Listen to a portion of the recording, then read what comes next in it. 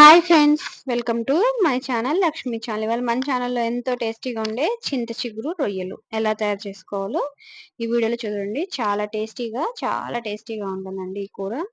దానికోసం ముందుగా రొయ్యలను శుభ్రంగా వాష్ చేసేసుకొని ఆ రొయ్యల్లో కొంచెం ఆయిల్, ఉప్పు, కొంచెం పసుపు వేసుకొని ఉడకబెట్టేసుకోవాలండి. ఒక హాఫ్ కుక్ చేసుకుంటే సరిపోతుంది.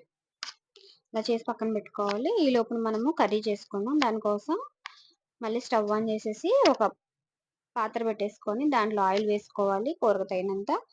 ఆయిల్ కూడా వేడెక్కాక కొంచెం కట్ చేసుకున్న ఆనియన్స్ వేసుకోవాలి. ఒక ఉల్లిపాయ వేసుకోండి, అలాగే ఒక 4 పచ్చిమిర్చి మధ్య కట్ చేసేసుకొని వేసేసుకోండి. అలాగే టమాటా కూడా ఒకటి వేసుకోండి.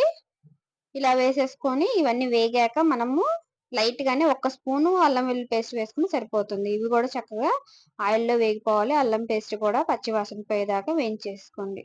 ఇప్పుడు మనం ఉడకబెట్టుకున్న ఈ రొయ్యలు అనేవి వేసేసుకోవటమేనండి. ఇవి కూడా వేసుకొని వీటన్నిటిని ఒక 5 నిమిషాలు మగ్గబెట్టేసేసుకోండి. చక్కగా తిప్పుకొని మగ్గబెట్టుకుంటే సరిపోతుంది. ఈ ప్రాసెస్ అంతా మనం మీడియం మంటలో పెట్టుకుంటే సరిపోతుంది. హైలో పెట్టుకోవద్దండి, అడుగంటుతుంది అండ్ మాడుతుంది కూడా. ఇప్పుడు తగినంత పసుపు వేసేసుకోండి కూరకి. ఇప్పుడే వేసేసుకోండి అన్ని. కారం కూడా వేసేసుకోండి. చింత చిగురు కాబట్టి కొంచెం కారం పడుతుంది. పులుపు వల్ల కారం అనేది తగ్గుతుంది కాబట్టి మనము కారం వేసుకోవాలి. అలాగే నాన్ వెజ్లో కొంచెం కారం వేసుకుంటేనే టేస్టీగా ఉంటుంది. అండ్ ఆయిల్ కూడా కొంచెం పడుతుందండి నాన్ వెజెస్లో. అవన్నీ చూసి వేసుకోండి. ఈ కారము ఇవన్నీ కలిసేలాగా తిప్పేసుకొని ఇంకా మంటని సిమ్లో పెట్టుకొని మగ్గబెట్టేసుకోండి. ఈ లోపునే మనము కూరలో కొంచెం ఎండు కొబ్బరి పౌడర్ కూడా వేసుకోండి. ఈ ఎండు కొబ్బరి పౌడర్ అనేది కూరగా టేస్ట్ని ఇస్తుంది. అలాగే గ్రేవీ అనేది థిక్గా కూడా చేస్తుంది, పల్చగా లేకుండా. ఇవన్నీ మగ్గిపోయినాయి కదా. ఇలా మగ్గినప్పుడే మనము ఇంకా కావాల్సినంత ఎసురు పోసేసుకోవటమే అండి.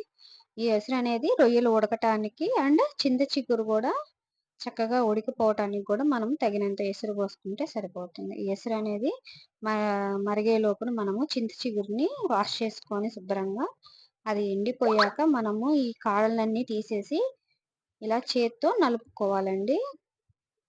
మిక్సీలో కూడా వేసుకోవచ్చు, కానీ మిక్సీలో వేసుకోవడం కన్నా మనం ఇలా చేత్తో నలుపుకుంటే బాగుంటుంది. కాడలు కూడా తీసేయండి, తీసేస్తేనే బాగుంటుంది. చూడండి, ఒక్క కాడ కూడా లేదు. లేత కాడలు ఉంటే సరిపోతుందండి, అవి తీయవసరం లేదు. ఇలా నలిపేసేసుకొని ఎసురు చక్కగా మరిగేటప్పుడు మనము ఈ చింత చిగురు అనేది యాడ్ చేసుకోవాలి. కొంచెం కొంచెంగా వేసుకొని కూరని తిప్పుకుంటూ వేసుకుంటే చింత చిగురు అనేది చక్కగా అన్నిటికీ పట్టేస్తుందండి. ఇలా ఒకసారి అంతా అడ్జస్ట్ చేసేసుకొని తిప్పేసేసుకొని కూరని సిమ్లో పెట్టుకొని ఉడకనిచ్చేసుకోండి. ఒక పావు గంట అన్నా 20 నిమిషాలన్నా ఉడకబెట్టుకోండి. ఆ ఎసురంతా ఎగిరిపోవాలి అండ్ చింత చిగురు కూడా ఉడికిపోతుంది. ఇలాగా చూడండి, అంత దగ్గరకు వచ్చేసింది కూర అంతా అండ్ ఆయిల్ కూడా పైకి తేలుతుంది. రెడీ అయిపోయిందండి. అంతే, సింపుల్, ఈజీగా చేసుకోవచ్చండి. అండ్ టేస్ట్ కూడా చాలా అంటే చాలా బాగుంటుంది. ఈ రొయ్యల కూర చాలా టేస్టీగా ఉంటుందండి. చింత చిగురు ఆల్ టైమ్ ఫేవరెట్. మా ఇంట్లో అయితే మేము ఈ చింత చిగురు దొరికినప్పుడు ఇంకా దీంతో ఎన్ని రకాలు చేయాలంటే అన్ని రకాలు చేసుకుంటాము. ఆ వారంలో 2-3 రోజులన్నా మా ఇంట్లో చింత చిగురుతో మటన్ కానీ రొయ్యలు, నాన్ వెజ్ ఎక్కువ తింటాం మేము. ఇలా చేసుకొని తింటాము. చాలా టేస్టీగా ఉంటుంది. మీరు కూడా ట్రై చేయండి. Thank you for watching and subscribe.